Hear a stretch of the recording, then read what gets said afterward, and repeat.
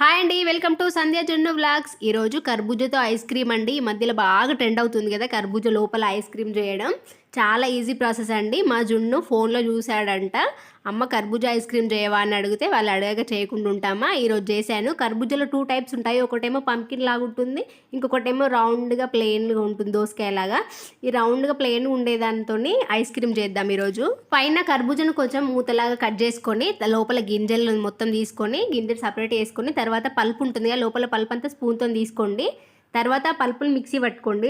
పాలను చిక్కగా మరగబెట్టుకొని custard powder ఉంటుంది, 1 స్పూన్ కస్టర్డ్ పౌడరు వేరే చల్లార్చిన పాలల్లో వేసుకొని మంచిగా లిక్విడ్ లాగా వేసుకొని అందులో వేసుకోండి. కొంచెం షుగర్ వేసుకోండి, మంచిగా చిక్కగా అయ్యే వరకు చూడండి. తర్వాత చిక్కగా అయిన పాలను కర్బూజా జ్యూస్ని 2 మంచిగా కలిసే వరకు మంచిగా కలుపుకోండి. తర్వాత అందులో డ్రై ఫ్రూట్స్ వేసుకోండి, బాదాం, జీడిపప్పు, ఇట్లా టుట్టి ఫ్రూటీ ఉంటే అవి కూడా వేసుకోవచ్చు, చాలా బాగుంటుంది.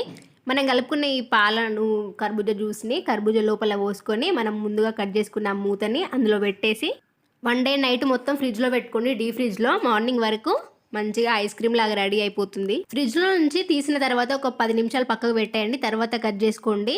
చిన్నపిల్లలకైతే వెంటనే ఫ్రిడ్జ్లో నుంచి తీసిన తర్వాత అస్సలు పెట్టకండి, ఎక్కువ కూల్ ఉంటుంది కదా, జలుబు చేసే అవకాశం ఉంటుంది.